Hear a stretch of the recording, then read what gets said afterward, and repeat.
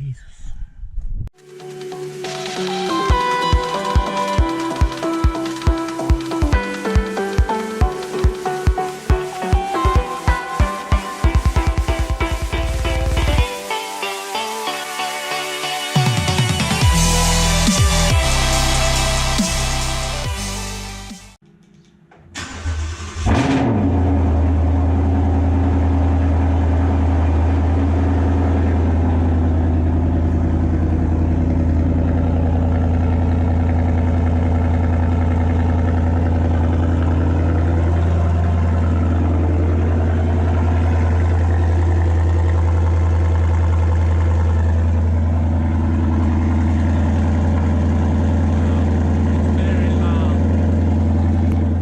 So I got the things to talk about. One, why is my car going back to the dealership? And two, the new TSB that Ford released, which I'm going to read right now. And that's the first thing I'm going to cover. Again, my point of view is going to be a little bit different than what you've heard so far online on YouTube. I think there's a lot to think about with that TSB, but also a lot of things to kind of cover with that as well. So here's what the TSB says.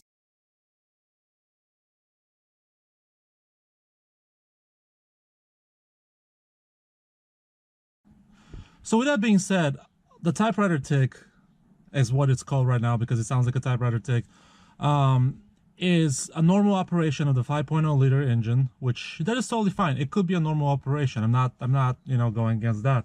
My car has it as well. It's very minimal. It's very random. Sometimes it's at cold start. Other times it's like when I park the car at home, you can hear it. But it's very randomized. It's very minimal.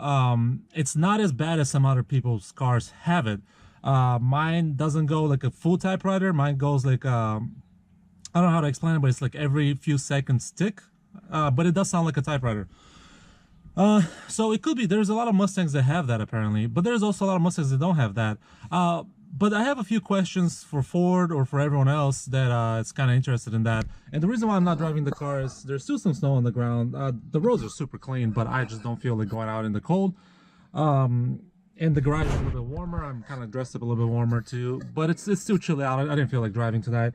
But I want to talk about the typewriter tick and then the other issue that my car is having. What do you think of the typewriter? Well, to me, it's, let's say with what Ford says, it's a normal thing. I want them to answer why. Why do some cars have it and some cars don't have it? That's a very important discussion that they need to have with people that own the cars.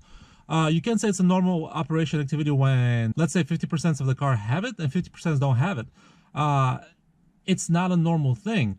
And they're saying there's no short or long-term effect on the engines. That is yet to be determined. This specific generation of the engine has been out since only 2018. I know some of the older engines had it as well, but it wasn't as pronounced, I guess.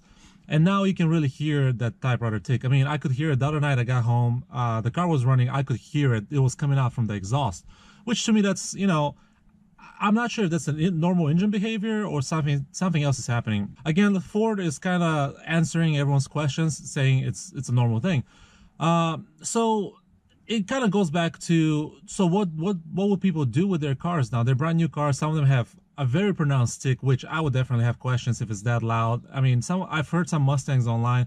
They sound like a diesel car, and that's not normal. So what should people do? To me, honestly, enjoy your car, drive your car, and have fun with it. If it blows up, you have warranty. I understand that some people like to modify their cars, but again, it goes back with the old saying, you pay to play. So if you want to modify your car, modify it in a way where it's not going to interfere with your warranty or your engine or anything like that. Modify it, you know, visually, suspension-wise, modify that. Few buttons can go without, like, messing with the ECU, without modding the ECU. And a lot of people are saying, oh, you gotta go headers, long tubes, blah blah blah. Honestly, the stock headers, even as like Stang Mode said too, the stock headers are sufficient enough. The long tubes will give you what, 20 horsepower or so. It's very minuscule. Yeah, it's gonna make your car a little bit faster, but it's very minuscule. So keep your stock headers, get a catback like what I'm doing, and keep your warranty. Drive your car like you want to drive it, and keep your warranty for 5+ years.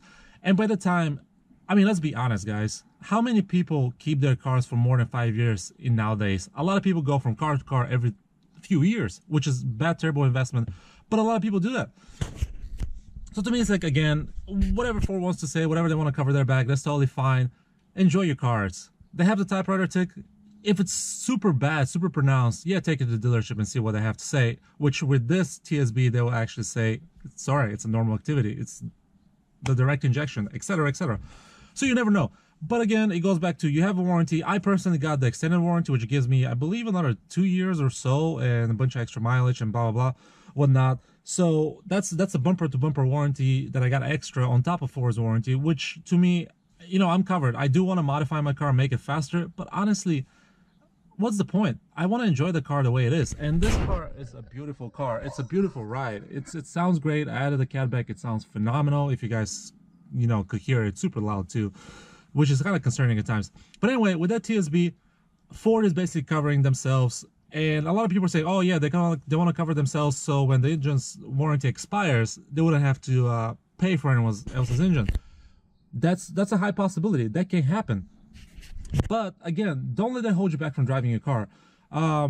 There's a lot of people that have the typewriter tick, and they're pushing their cars, they're modding their cars, they're tuning their cars. There has been nothing wrong with them. There's people that have had stock cars that the engine has won bad. Again, going back to the amount of Mustangs that have been sold, especially GTs, over the last few years, and you're only now starting to hear things, and it's only, again, a handful. I can say on YouTube, maybe 20, 30 people have come up with that issue. Again, I have it, but I really don't care. I drive my car. So I think a lot of people should look at this positively. Ford are obviously saying that the tick exists, but it's a normal activity. This should put people's mind at rest, that's saying it's a normal activity. So if the engine blows up for another reason, Ford's going to replace it. You know, and if it blows up again with the tick, Ford's going to replace it. I believe the people that are having a lot of problems is the people that have actually modified their cars that are out of a warranty now, and the tick has been pronounced. I don't know if my tick is gonna become more pronounced later, because I'm nearing up my first oil change. I'm right at the 5,000 mile mark, so my oil change is nearing up. So I can hear the tick now a little bit. So I'm interested to see what's gonna happen after my first oil change. Would there be more of it, or less of it, or none of it, or again it will like remain random like this? So this covers my opinion of the tick. And again, people, don't worry about it. Drive your car like you stole it. If you modify your car, holy shit, they're knocking down trees. Damn. But again, if you modified your car, that's a worrisome situation where you're not going to be covered if something happens with it, which is not good. A lot of people want to buy a new car and modify it, make it fast, blah, blah, blah. But again, if you have the money to do that, you should have a savings account for accidents. You're pushing this car to the limit. You're pushing the car to a limit that's past the factory specified limit. So obviously you should expect breakage. And with the breakage, you should have an account that's going to cover your expenses. Anyway, I'm done talking about this. And let's talk about the second reason, and that is, why is my car going back to the dealership? It's nothing major. Hopefully I didn't scare anyone with the beginning of the video. It is nothing major. Let me show you. So the second reason why the car is going back to the dealership, or the second time why it's going back to the dealership in a month, is this right here. So when I got the car, I showed you everything was fine with the bumper. You can't see any of the peeling or anything like that. So they did fix that area. The problem now is here. I don't know how well you guys can see it with the light, but if you can, okay, let me get a flashlight, or actually you guys might be able to see it. Yes, okay, so you can see it. You can see this plastic right here. It's very brittle in a way, and it looks like, I don't know, it's crystallizing. You can see it starts at the black right here at the trim piece, and it's just crystallizing to the bottom. And I want to say they probably spilled something when they were fixing the bumper. They spilled something, because you can see it starts from like here and it kind of like drips down. But the thing is that concerns me is these are very like symmetrical shapes, or they're like actual like geometrical shapes, I would say. So it looks like a tape or something, and someone peeled it off that ate through the plastic. But again, I'm not sure what this is. If any of you guys know what this could be, I mean, it's melting the plastic, it's crystallizing the plastic, so you can just like chip it off and the plastic just breaks down. If any of you guys know what this could be, like if anyone's in detailing and knows what this could be, please comment down below what you think it is. So I had to take the car back again, a waste of time.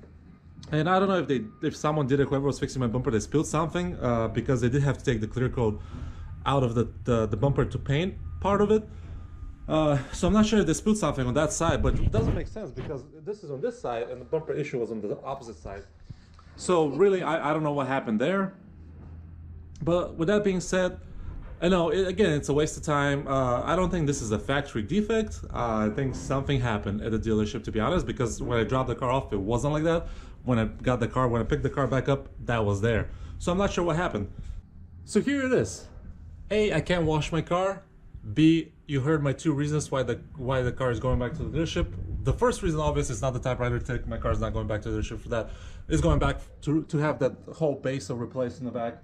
And C, I have to get under the car now and fix my H-pipe. I believe it's leaking just a little bit. I probably have to tighten up the clamps a little bit better because it's leaking right at the connection of the cat and the H-pipe. So either I have to push it a little bit more, which I don't know how I'm gonna do it because my full exhaust is like attached, but I'm gonna have to mess around with it. So if you guys are new to the channel and you like what I had to say about the TSB, the typewriter tick TSB, please subscribe. That means a lot to me. Please like this video. I know I didn't cover much in it. I just gave you my opinion on the typewriter tick because everyone else was doing it. I wanted to give you a different aspect of the opinion, a positive outlook on it. Again, drive your cars, guys. You got this car with a warranty. There's a reason why you got it with a warranty. Drive it and enjoy it. Don't think about it's like, oh my god, this typewriter tick is horrible. Unless it's really bad where you can hear like a mile down the road, enjoy your car. So with that being said, please subscribe, please like the video, and I'll see you guys later.